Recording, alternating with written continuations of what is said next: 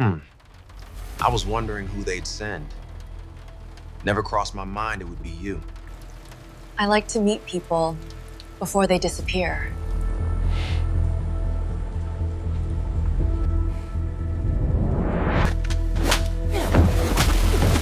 The era of prompting is slowly coming to an end. AI companies now claim we can build entire cinematic worlds just by chatting with an AI agent. No complex prompts, no technical jargons. But while testing Luma Agent, something unexpected happened. The AI did 3 things I never asked it to do. 3 things that only someone who understands filmmaking would normally think about. And by the end of this video, you will see exactly what those 3 things were and why they might signal that AI filmmaking is entering a completely different era. Let's get into it. Head over to Luma Lab AI. When you sign up, you will see templates for branding, filmmaking, and product design. I selected filmmaking and chose the new workflow. Here's what makes this different from every other AI tool you've used before. This is not a prompt box. This is an agentic workflow.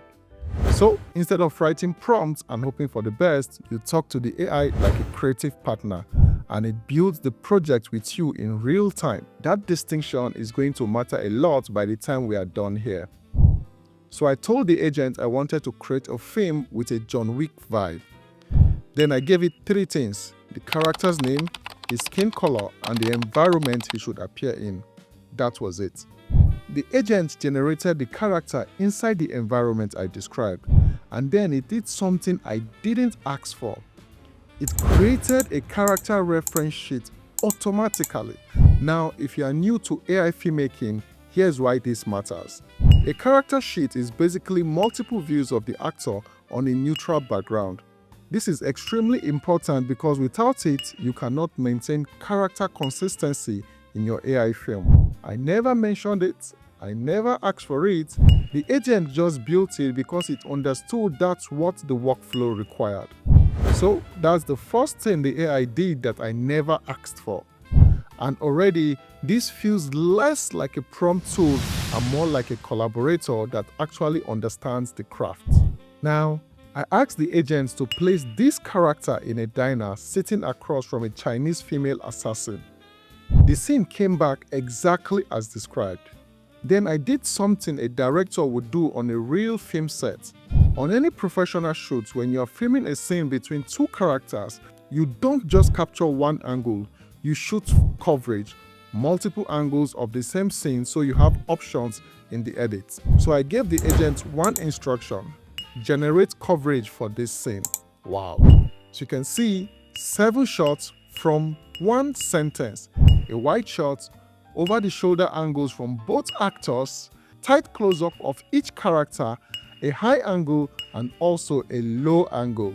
That is a real shot list, the kind a director of photography will build out on an actual set. And the most important thing is that the characters stayed consistent across every single one. Now that's the second thing. One instruction, 7 angles, full coverage.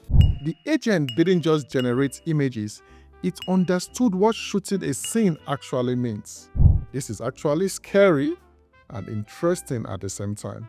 And while I was reviewing the shots the agent generated, I noticed something interesting. 2 of the images had small icons on them. The first had a red flag. I hovered over it and it told me the camera had crossed the 180-degree rule, which is why the character was appearing on the wrong side of the frame. And the agent was correct. For anyone that is unfamiliar with this term, the 180-degree rule is a fundamental filmmaking principle. So, as you can see, the female assassin is on the left-hand side, whereas she's supposed to be on the right-hand side. The second image had a blue icon. When I hover over it, the agent flagged that this version of the character had facial scars that didn't appear in any of the other shots. So, it's a continuity error that it caught completely on its own. So, the agent wasn't just generating and waiting for my approval. It was auditing its own outputs, catching its own mistakes, and giving me the option to fix, accept, or reject each one. That's the third thing the AI did that I never asked for. And here's what I want you to sit with for a moment. A character sheet nobody asked for, 7 angles from one instruction, and an AI that flags its own continuity errors. These aren't features listed on a pricing page. These are behaviors that come from a system that actually understands the filmmaking process, not just how to generate images. That is what an agentic workflow means in practice. And I can tell you for free that this is really scary and interesting at the same time. Now, after generating the images, I wanted to bring this scene to life with dialogue. I selected the over-the-shoulder shots, added my dialogue instructions, and specified the accent for both characters. But the result didn't work. I was wondering who they'd send. Never crossed my mind it would be you. The video generated fine, but the lips weren't syncing to the audio. In fact, the character just did not say anything. Before I could fix it, I ran out of credits. Now here's where it gets interesting, because this is actually a workflow lesson. I took the images I had downloaded from Luma Agent and brought them into Higgsfield, where I used Video 3 and Kling AI to generate the final cinematic scene you watch at the beginning of this video. And that's the reality of AI filmmaking right now. No single tool does everything. The skill isn't just knowing how to use one platform, it's knowing when to hand off to another. So Luma Agent built the visual foundation, Video 3.1 and Kling AI brought it to life. That multi-tool approach is what produced the results you saw. Now, I wanted to push this even further. Could Luma Agent handle something completely different, like a product ad? Let's watch what I created.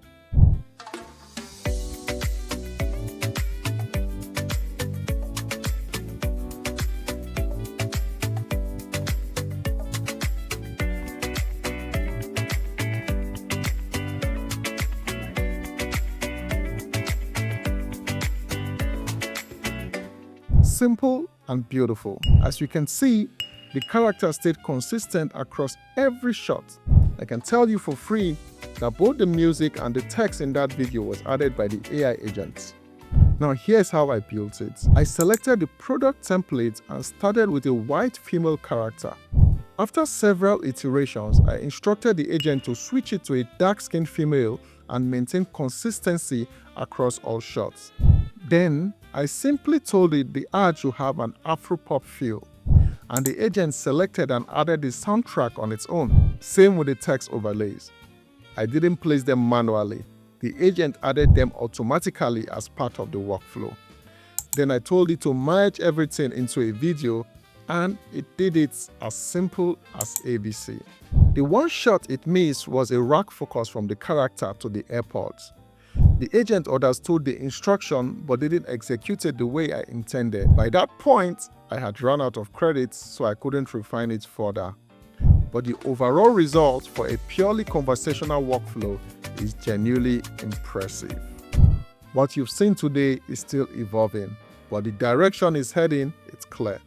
The workflow is changing, and the creators who understand that early are going to have a real advantage. If this video gave you something useful, don't forget to smash the like button and share it with someone who needs to see this. My name is Osacraft. I'll see you in the next one.